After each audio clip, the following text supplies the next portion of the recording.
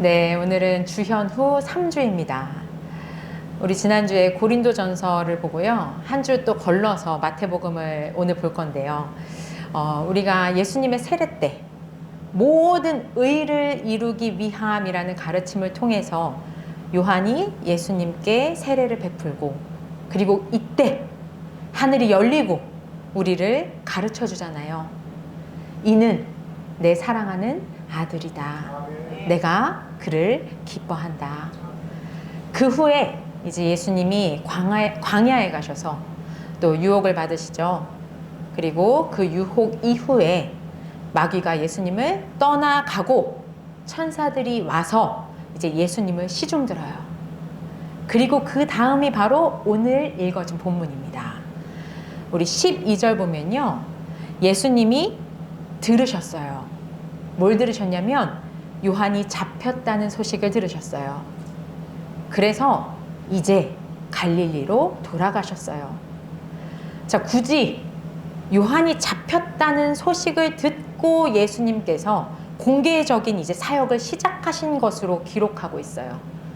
이거는 예언자로서 이제 요한의 때가 끝났다는 이야기예요. 그리고 이제는 예언으로 되었던 그것이 이제 진짜가 나타난 거죠.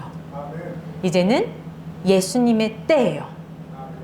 그래서 예수님은 나사렛을 떠나서 가버나움으로 가서 사셨어요. 근데 마태가요, 이거를 복잡하게 스불론과 납달리 지역 바닷가에 있는 이라는 말을 덧붙여놨어요. 이스라엘 12지파 중에 2지파의 이름을 딴 지명이죠. 스불론과 납달리 지역, 그리고 또 바닷가라는 말까지 붙어져 있어요. 왜 굳이 이렇게 썼는지가 바로 다음 절에 나와요. 우리 14절 합독하겠습니다. 예언자 이사야서를 이루시려는 것이었다.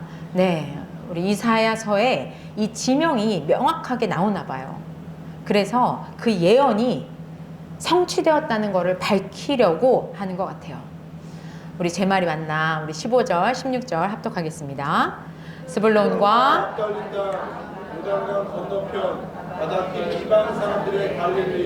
어둠에 앉아있는 백성이 큰 빛을 보았고 그늘진 죽음의 땅에 앉은 사람들에게 빛이 비추었다.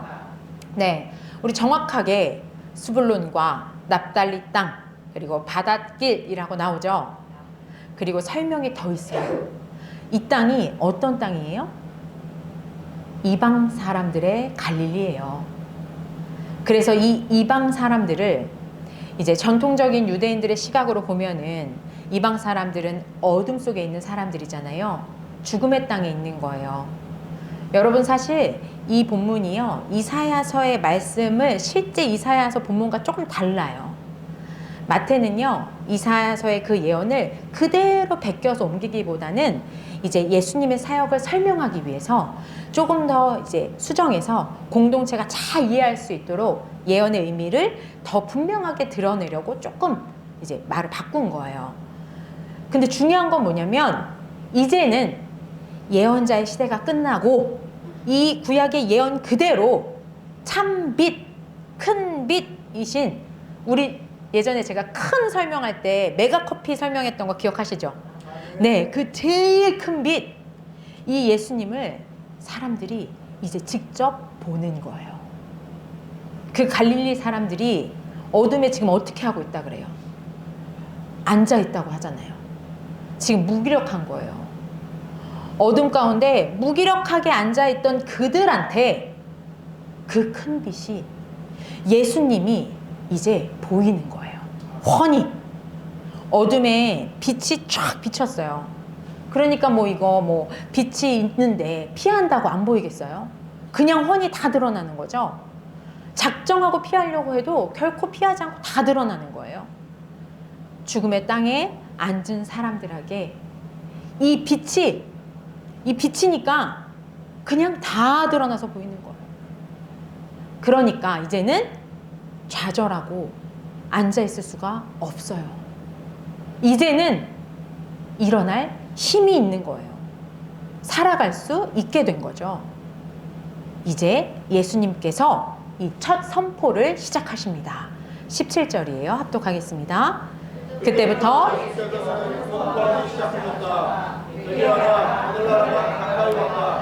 네, 빛이신 예수님은 무기력하게 앉아있는 그들에게 뭐라고 하세요? 회개하라 외치셨어요. 빛 아래에서 보니까 이제는 내가 어디 있는지 사람들이 알아차리는 거예요. 아, 내가 어둠 가운데 있었구나. 아, 내가 주저앉아 있었구나. 내가 좌절했구나. 그럼 이제 어떻게 해야 돼요? 이제는 어둠을 박차고 일어나야 되는 거예요. 이게 바로 여러분 회개예요. 그래서 우리 여러분이 흔히 생각하는 주님, 오늘 제가 거짓말을 했네요. 주님, 제가 방학이라고 핸드폰만 주인 삼고 살았어요. 이런 회개가 결국에는 이 큰 의미 안에 포함되는 일부분들이잖아요. 예수님이 이렇게 회개를 선포하셨습니다. 지금 여러분들의 상태를 알아차리세요. 그리고 이제 이대로가 좋아요. 그리고 그 어둠 가운데 있지 말고요. 박차고 여러분 일어나세요. 이게 바로 회개하라예요. 그 선포를 이제 지금부터 시작하신 거예요. 그리고 쭉 뒤로 가면요, 여러분 16장 21절에 이거랑 똑같은 본문이 나와요.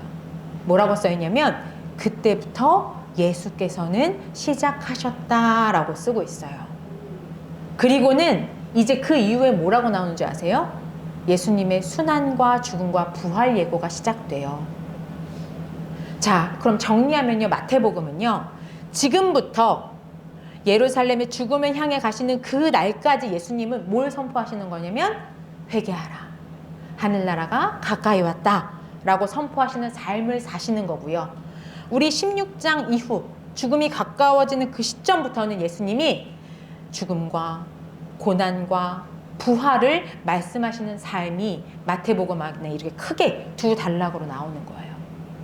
자, 그럼 우리 여러분, 지금 우리는 주현우 주님의 회개 선포를 듣는 시기를 살고 있는 거예요. 회개하라 말씀하신 주님, 인생의 방향을 잘 잡아라, 내가 다 보여줬잖아 라고 말씀하시는 이 주님 앞에 여러분 자신을 보자고요. 우리를 보자고요. 우리 입술로 아멘 하는 사람이 있어요. 그리고 또 어떤 사람은요, 이 입술의 고백이 삶으로까지 연결돼요. 그래서 삶으로 아멘 하고 막 결단하고 정말 회개의 삶, 그리스도와 일치된 길을 걷는 사람도 있어요. 그리고 어떤 사람은요, 귓등으로도 안 듣는 사람도 있어요. 왜 이런 차이가 날까요? 결국요, 중요한 건 회개해야 하는 이유가 무엇인가일 거예요. 우리가 왜 회개해야 한다고 하죠? 본문에 보면 하늘나라가 가까이 왔기 때문이에요. 이 본문을 흔히 개역개정에서 보면 천국이라고 말하고 있죠. 그러다 보니까 뭔가 죽어서 가는 나라, 예수님 재림 때 이런 느낌이 강하게 느껴져요. 그런데 헬라어 원문에 보면은 하늘나라라고 되어 있어요. 마태복음은요, 아까 우리 얘기한 큰 빛, 크신 하나님, 이 하나님을요, 하나님이란 글을 쓰기도 너무 어려운 거예요. 너무 막 조심스러운 거예요. 그래서 하나님을 하늘이라고 다 표현해요. 물론 사람들은 이제 다 알아듣는 거죠. 하나님을 나타낸다는 걸요. 그렇지만 그 마태의 마음을 우리가 조금이라도 느끼면서 이 본문을 봐야 돼요. 또 하나, 여기 말하는 나라, 이거는 그냥 먼 미래에 있는 그 땅, 이런 개념은 아니에요. 하나님의 통치하심이라는 뜻으로 보셔야 돼요. 결국 중요한 건 이 말에 동의하냐 안 하냐의 차이예요. 정말 하나님의 통치가 진짜 어떤 것인지 아는 사람은요, 아까 말했듯 입술로 아멘하고 삶으로 따라서 살아가겠죠? 결단하는 삶으로 나아갈 거예요. 그를 따르는 거예요. 회개하고 순종하는 거죠. 근데 그 말이 뭔지 모르는 사람은 뭐래? 이러고 무시하겠죠? 그리고 어떤 사람은 아, 맞아. 그래, 따라야 돼? 근데 쉽지 않으니까, 혹은 아직 잘 몰라서 자꾸 무너져요. 넘어져요. 그렇지만 다시 일어나려고 노력해요. 뭐 이런 차이는요, 우리가 자주 쓰는 말 있죠. 여러분, 오늘 제목이 좀 독특해요. 가성비랑 연관이 있다고 볼 수 있어요. 제가 가성비라는 단어를 놓고 이게 좀 너무 세속적인 표현인가 라고 고민도 했는데, 결국 예수님은요, 이 세속 가운데 오신 주님이세요. 우리들의 삶 가운데 들어오신 주님이기 때문에 제가 이 언어로 오늘은 좀 설명을 해보려고 해요. 가성비는요, 내가 내는 비용, 이 지불과 이걸로 인해서 기대되는 성능을 비교하죠. 그래서 이 가격에 이 정도면 그러면 좋아. 그러면 우리는 그 값을 치르고 사요. 그런데 이거 별것도 아닌 것 같은데 너무 비싸요. 그러면 우리는 절대로 그 값을 내놓지 않을 거예요. 우리 지갑은 열리지 않겠죠. 자, 여러분, 우리 회개하라 선포 앞에 그냥 아멘 하고 돌아서서 그냥 내 길 가는 거 그만하자고요. 여러분 인생에서요, 오늘 선포되는 예수님의 말씀을 들으시기 바랍니다. 하나님 나라가 가까이 왔다. 이 말이 핵심이에요. 진짜 하나님 나라가 가까이 왔다는 말을요, 여러분들께서 제대로 들으시면, 그 말을 정말 믿으신다면 회개하라는 말이 없다고 생각해 보세요. 그래도 여러분들은 방향을 돌이키실 거예요. 여러분들은 회개할 거예요. 동의하시죠? 그럼 여러분 인생에 하나님 나라가 가까이 왔다는 말이 정말 믿어지고, 이게 맞아! 그럼 우리 아마 다 털어서 값 지불할 거예요. 그게 바로 진짜 회개하는 삶이에요. 내 삶을 돌이키죠. 저희 동네에, 저는 그 골목에 쿠키집이 있는지도 몰랐어요. 근데 아주 작은 쿠키집이 있어요. 근데 제가 어느 날 이렇게 가다 보니까 큰 길에 사람들이 쭉 서 있는 거예요. 이게 뭐야? 그러고 줄을 따라서 쭉 봤더니 그 골목 안에 작은 쿠키집이 있고, 그곳에 올라고 사람들이 다 줄을 선 거예요. 큰 길까지. 이 추운 날에 아침부터 나와가지고 그 긴 줄을 서고요. 그 쿠키 가격이 한 조각에 몇천 원이에요, 여러분. 우리 어린 친구들 다 알 거예요. 그 뭐죠? 두바이 쿠키인가? 맞죠? 그거를 맛보는 게 이 사람들한테는 이 새벽에 영하 막 5도, 10도 이런데 나와서 줄 설 만한 가성비가 맞는 거예요. 추위를 견디고 아침부터 나와서 줄 서고 한 조각에 몇천 원짜리 하는 그 가격을 이들에게 치룰 만한 거죠. 근데 우리 권사님 계속 놀라잖아요. 어머 하면서. 우리 권사님한테는 아닌 거예요. 어떻게 그럴 수가 있어요? 우리 권사님한테는 가성비가 안 맞는 거예요. 어쩌면 우리 권사님이랑 제가 안 먹어봐서일 수도 있어요. 먹어보면 줄 설 수도 있죠. 아직 몰라서 그래요. 여러분, 이거예요. 우리가 예수님을 맛본 사람들이에요. 그러면 우리는요, 하나님 나라가 왔다는 말, 값을 치르고 싶어 하는 게 당연하죠. 남들이 이해 못할 그 수고를요, 좋다고 하는 거예요. 권사님처럼 남들이 보면 우리 보고 추운데, 영하 10도인데, 어머 얼음도 얼었는데, 어머 왜 교회를 가? 이럴 거예요. 줄 서서 쿠키 사려고 하는 사람들이요, 여러분, 마냥 힘들고 괴로우면 그거 하겠어요? 즐거움 있는 거예요. 좋다고 하는 거예요. 가성비라 했잖아요. 춥지만 단단히 무장하고 앞에 한 명 줄어들고 내 차례가 가까이 와요. 얼마나 신나겠어요. 발이 시려도 그냥 이 과정을 즐기는 거예요. 지금 이 순간을 즐기고, 또 이제 가게 입성하는 거 즐기고, 거기서 마음에 드는 거 고르는 거 또 즐기게 되겠죠. 그거 상상하면서 기다리는 거예요. 그리고 그 맛을 본 사람은 가성비가 맞으면 또 와요, 여러분. 이번엔 어떻게 할까요? 친구 데리고 같이 와요. 그래서 같이 줄 서죠? 이번에 같이 기다리니까 덜 힘들어요. 같이 수다도 떨고, 전에 맛봤던 거 그때 기분도 나누고, 이러면서 빨리 지금 내 지갑을 열고 싶어서 막 난리 날 거예요. 자, 우리 예수님이 말씀하십니다. 줄이 얼마 안 남았어요. 입장이 얼마 안 남은 거예요. 하늘 나라가 가까이 왔다. 여러분, 이 말이 가성비 있게 느껴지십니까? 여기 진짜 줄 서실 수 있겠어요? 영하 10도고 줄도 엄청 길 수도 있어요. 근데 여러분, 우리가 기다리는 건요, 생명의 떡이에요. 그럼 입을 박차고 이제 나와서 줄 서서 이제 기다려야죠. 이게 바로 회개입니다. 그리고 이렇게 회개한 사람들의 이야기가 이제 이어져요.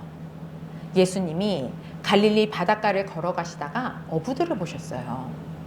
베드로라는 시몬과 또 그와 형제가 아닌 안드레가 그물을 던지고 있는 거예요. 그래서 예수님께서 그들에게 말씀하시죠. 나를 따라오라. 나는 너희를 사람을 낚는 어부로 삼겠다. 이때 베드로와 안드레가 어떻게 하죠? 20절 합독하겠습니다. 그물을 남겨두고 또 있어요. 자, 조금 더 가세요. 또 다른 이제 어부 형제가 나와요. 이번엔 야고보와 요한이에요. 이 형제가 아버지 세베대와 함께 배에서 또 그물을 막 깁고 있었어요. 예수님께서 그들을 부르십니다. 자, 그러자 어떻게 했을까요? 22절 합독합니다. 그들은 곧 배와 여러분, 이거예요. 우리 어부 출신이라고 이들을 그동안 좀 무식하다 이러면서 무시하던 경향이 있죠. 근데 당시에 일반적으로 갈릴리 어부는요, 하층민이라고 볼 수가 없어요. 이들의 배가 한 12명에서 15명 정도 탈 수 있는 배거든요. 그런 배의 주인이에요. 그리고 일반적으로요, 이 내 배로 잡은 고기들을 어떻게 하냐면 염장을 해요. 그리고 나서 수출하는 사람들이에요. 여러분, 사업가들이에요. 그러니까 일상적인 외국어도 할 수 있는 사람들이고요. 무역하는 비즈니스맨들이에요. 생각해 보세요. 사업가들이 나를 따르라 라는 선포한테요, 선포 앞에서 다 그대로 놔두고 따라갔어요. 이거는 가성비가 맞으니까 가능했던 거예요. 예수님을 따라가서 예수님과 함께 한다는 게 이 하나님의 통치 가운데 사는 것이라는 것을 알고 그들이 가성비가 맞으니까, 그러니까 회개한 거예요. 삶의 방향을 완전히 바꾼 거죠. 정체성을 바꾼 거예요. 사람 낚는 어부로. 예수님이야말로 세상에서 가장 맛있는 생명의 빵 되신 분이라는 것을 이들은 알아본 거예요. 그래서 그 값으로 그물과 배를 버려둡니다. 그렇게 예수님을 따라요. 예수님의 첫 선포 이후 어부들이 이렇게 주님을 따라가는 거죠. 이들이 예수님의 뒤를 따르면서 이제 제자라고 불리죠. 이것이 결국 하나님 나라가 가까이 왔다, 회개하라 라는 선포가 이곳에서, 지금 갈릴리 바다에서 이미 하나님 나라가 실현되고 있는 모습을 보여주는 예라고도 볼 수 있어요. 결국 이런 일로 말미암아 마태가 다시 한번 우리들의 모습을 친절하게 설명합니다. 23절이에요. 합독하겠습니다. 그는 갈릴리를 두루 다니시면서 그들의 영역에서 가르치며 하나님의 복음을 선포하며 백성 가운데서 모든 질병과 아픔을 고쳐주셨다. 네, 여러분, 왜 예수님은요 온 갈릴리를 두루 다니시고 돈 받는 것도 아닌데 회당에서 가르치시고 또 하늘나라 복음 선포하시고 백성 가운데서 모든 질병과 아픔을 다 고쳐주셨을까요? 잘 아시는 것처럼 이제 조금 있으면 반대하는 사람들도 나오고요. 그리고 적대하는 사람들 나오죠. 근데 왜 욕까지 먹으면서 왜 힘든 길을 가실까요? 결국 죽기까지 이거 감당하셔야 되거든요. 왜 그럴까요? 이게 바로 주님의 사랑이에요. 예수님 입장에서는 이 사랑의 크기가 결국 이 사역을 하게 하신 거예요. 예수님의 통치의 근간이요, 바로 사랑이기 때문에 이 말도 안 되는 이런 희생적인 삶을 주님께서 살아가시는 겁니다. 예수님의 이 사랑하심의 크기로는요, 우리가 봤을 때 말도 안 되는 이 삶이 예수님은 가성비가 맞는 삶이었어요. 어느 한 곳이라도 더 돌아다니면서 내가 사랑하는 이들을 위해서 복음을 전하시고요. 아픈 자 보면 눈에 밟혀서 돌아서질 못하세요. 고치시고 깨끗게 하시는 거죠.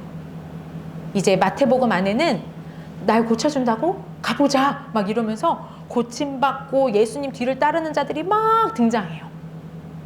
예수님의 통치를 원하는 사람들이죠. 그래서 꽤 큰 무리가 이제 예수님을 따르게 됩니다. 그런데 우리 다 아는 것처럼 쭉 뒤로 가보자고요.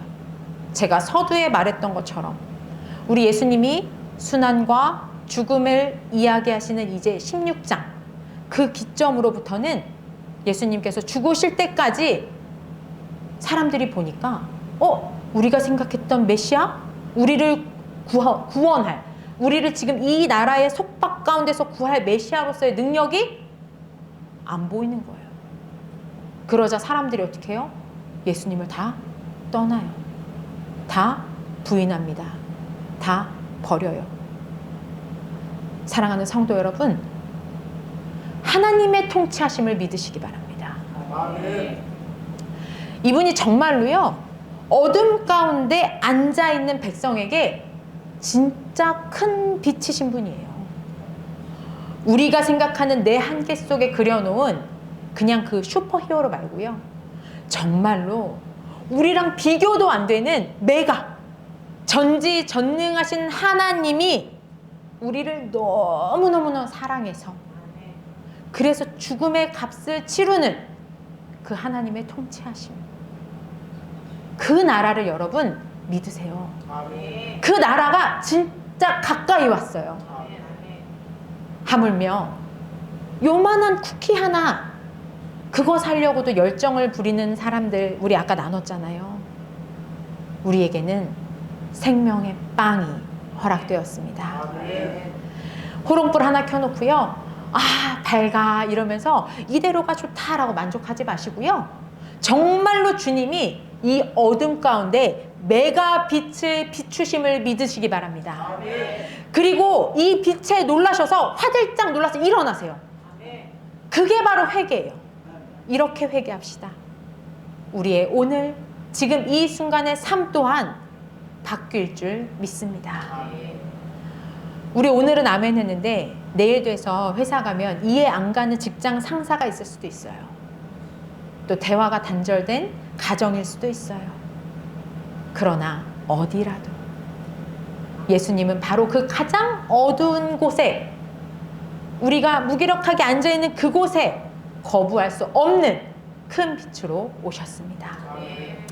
우리 또한 그 예수 그리스도의 삶을 따라가는 그리스도인으로서 이번 한 주 정말로 어두운 갈릴리, 그것도 하나님의 통치 공간이라고 말씀드렸죠? 여기에 우리 스스로 작은 스위치 하나 딸깍 키는 회개의 삶을 살아갑시다. 여러분, 이게 진짜 여러분 삶에 가장 가성비 있는, 우리 하나님 빵집에서 태어나셨잖아요. 가장 가성비 좋은 빵집에서 태어나신 우리 주님을 따르시는 삶으로 나아가시기 바랍니다. 네, 우리가 주님의 그 큰 사랑을 받은 자들이라는 사실, 이것이 기억되셔야 합니다. 그리고 우리의 삶은 하늘의 통치가 있는 자들의 삶임을 기억하십시오. 우리 함께 기도하겠습니다. 하나님 아버지,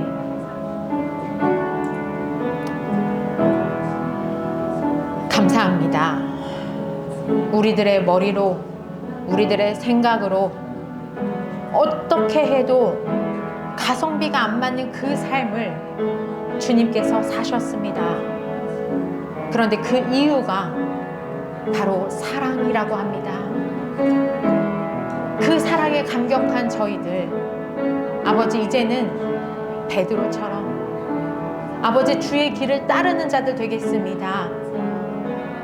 진정한 회개, 하나님 나라의 통치를 원하는 삶으로 정말로 저희들이 나아가게 하여 주시옵소서. 주님만을 바라보겠습니다. 주님의 밝은 빛 안에서 나 자신을 돌아보겠습니다. 그렇게 주의 길을 믿음으로 걸어가겠습니다. 하나님 아버지, 온 세상의 어둠을 덮는 큰 빛이신 주님께서 오신 것과 회개하라, 하늘나라가 가까이 왔다는 것과 제자들이 소유를 버리고 예수님을 따른 것이 단편의 이야기로 저희와는 너무나 먼 이야기로 들려왔었습니다. 그러나 주님께서 오신 그 땅이 지금 우리가 있는 어두운 땅이며 바로 이곳에 주님의 통치가 임하는 것이 거대한 빛으로 모든 것이 밝히 드러나는 하나님 나라가 우리에게 가까이 왔음을 깨닫습니다. 이것이 세상 무엇과도 비교할 수 없는 얼마나 놀라운 가치이며 진정한 복임을 저희들이 알게 하여 주시옵소서. 이제 이 땅에 작은 스위치를 켜는 빛된 자녀된 그리스도인의 삶으로 나아가겠습니다. 그렇게 베드로처럼 야고보처럼 예수 그리스도를 따라가겠습니다. 예수님의 이름으로 기도드립니다. 아멘.